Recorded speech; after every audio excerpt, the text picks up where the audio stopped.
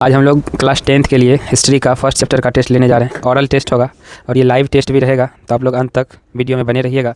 आपसे इस चैप्टर का फर्स्ट क्वेश्चन है, जर्मन चांसलर कौन था? बिस्मार्क। नेपल्स की क्रांति कब हुई थी? 1821 में। सेडोन के युद्ध में किसकी हार हुई थी? फ्रांस।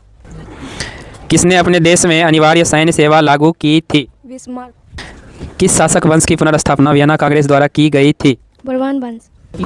इटली के एकीकरण का प्रमुख नायक कौन था? मेजनी काबुल गरीबाल्दी।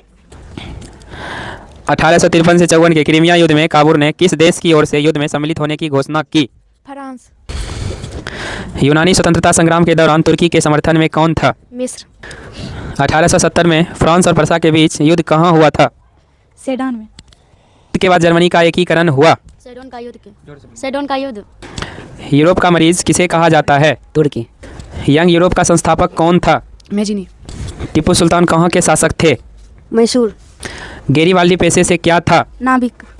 फ्रैंकफर्ट की संधि पर हस्ताक्षर कब हुई थी? 1871। 1830 की क्रांति के बाद फ्रांस में किस प्रकार का शासन स्थापित हुआ? संवैधानिक राजतंत्र। के एकीकरण के लिए कौन उत्तरदायी था? बिस्मार्क। फ्रैंकफर्ट की संधि किस वर्ष हुई थी? 1871। पेरिन किससे संबंधित था? व्यापारियों से। दुनिया का राजा कौन था? Victor Emmanuel. काउंट काबुल को विक्टर इमैनुअल ने किस पद पर नियुक्त किया? प्रधानमंत्री। वियना सम्मेलन कब हुआ था? 1815 में। किसके योगदान से इटली का एकीकरण पूर्ण हुआ? Mazzini Count Cavour Victor Emmanuel. रक्त और लौह की नीति का अवलंबन किसने किया? बिस्मार्क। जर्मन डाइन राज्य का निर्माण किसने किया था? Napoleon Bonaparte. हाँ। लुई 16वें को फांसी कब दी गई? 1793 में। हिगेल किस देश का दार्शनिक था? जर्मनी। हाँ। वियना कांग्रेस का मुख्य उद्देश्य क्या था? राजतंत्र को पुनर्स्थापित करना। फ्रांसीसी क्रांति कब हुई? 1789। मेजनी का संबंध किस संगठन से था? कार्बोनरी से। राष्ट्रीय आंदोलन का केंद्र जेना विश्वविद्यालय कहाँ स्थित है? जर्मनी। कोसुत का संबंध किस देश से है? हंगरी। यूरोपियन सभ्यता का पालना किसे कहा जाता है? यूनान को। कन्वेंशन कब हुआ था? 1864। इटली का एकीकरण कब पूर्ण हुआ? 1871। फिलिप किस देश का शासक था? फ्रांस। 1871 में विलियम प्रथम कहाँ का सम्राट बना? जर्मनी। बोहेमिया किस देश के अधीन था? ऑस्ट्रिया। किस संधि द्वारा जर्मनी का एकीकरण पूर्ण हुआ? फ्रैंकफर्ट की संधि। किस युद्ध के बाद जर्मनी का एकीकरण पूरा हुआ? सेडोन का युद्ध। यूरोप में राष्ट्रवाद की शुरुआत कहाँ से हुई? फ्रांस से। जर्मन डाइन राज संघ की स्थापना किसने की? Napoleon Bonaparte. यूनान किस देश के अधीन था? तुर्की। 19वीं शताब्दी में यूरोप में राष्ट्रवाद के विकास का क्या परिणाम हुआ? राष्ट्रीय राज्यों का विकास। फोकस। 1789 की फ्रांसीसी क्रांति के समय वहाँ किस राजवंश का शासन था? बुर्बोन वंश। नेपोलियन संहिता किस वर्ष लागू की गई? 1804। मार्सिले किस देश का राष्ट्रगीत था? फ्रांस। इटली एवं जर्मनी वर्तमान में किस महादेश के अंतर्गत आते हैं? यूरोप। किसकी राजधानी थी? ऑस्ट्रिया। वियना सम्मेलन की अध्यक्षता किसने की थी? मेटरनिक ने। वियना सम्मेलन में पवित्र संघ की योजना किसने प्रस्तुत की थी? रूस। मेटरनिक कौन था? ऑस्ट्रिया का चांसलर। बोलिए, मेटरनिक व्यवस्था का उद्देश्य क्या था? शासन व्यवस्था का पुनर्स्थापित करना। जब फ्रांस सीखता है तब बाकी यूरोप को सर्दी जुकाम हो जाता है, या किसने कहा था? मेटरनिक ने। क्यों द्वारा मेटरनिक ने क्या किया? उदारवाद पर रोक लगा दिया। यूरोप वासियों पर सबसे अधिक किस देश के साहित्य, कला और ज्ञान विज्ञान का प्रभाव पड़ा? यूनान। तीनों की खाड़ी युद्ध में तुर्की का साथ किस देश ने दिया था? मिस्र। अनोपुल की संधि किनके बीच हुई थी? तुर्की और रूस के बीच। यूनान के स्वतंत्रता संग्राम में किसकी पराजय हुई? तुर्की। इस संधि द्वारा स्वतंत्र यूनान राष्ट्र की स्थापना हुई। कुस्तुनतुनिया की संधि। विक्टर इमैनुअल ने किसे प्रधानमंत्री नियुक्त किया? काउंट काबुल।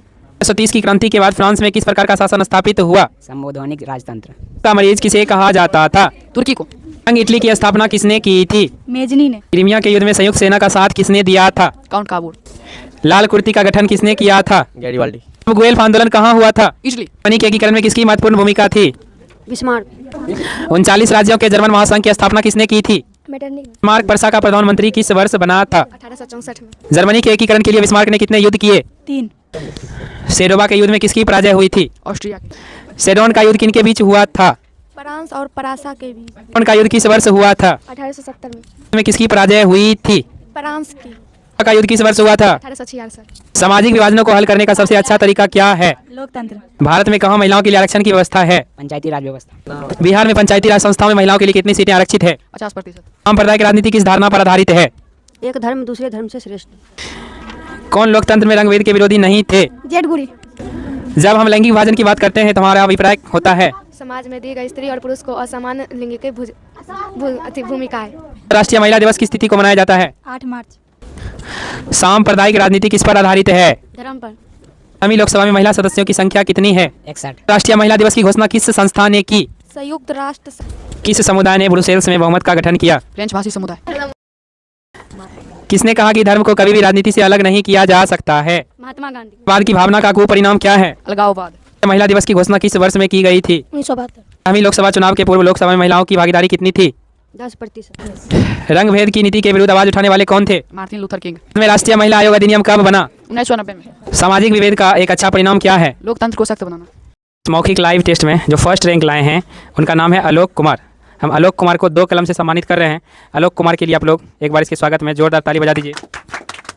आप इसी तरह आगे बढ़ते रहिए। लाए हैं उनका नाम है सुरुचि कुमारी। इनको हम 1 कलम से सम्मानित कर रहे हैं। सुरुचि के लिए जोरदार ताली हो जाए एक बार। आप इसी तरह आगे बढ़ते रहिए। 3rd रैंक लाए हैं उनका नाम है वंदना कुमारी। इनको भी हम 1 कलम से सम्मानित कर रहे हैं। इनके लिए जोरदार ताली हो जाए। ये भी जो है इस टेस्ट में 3rd रैंक लाए हैं। इनको भी हम 1 कलम से सम्मानित कर रहे हैं। इनके लिए जोरदार ताली हो जाए। इसी तरह आगे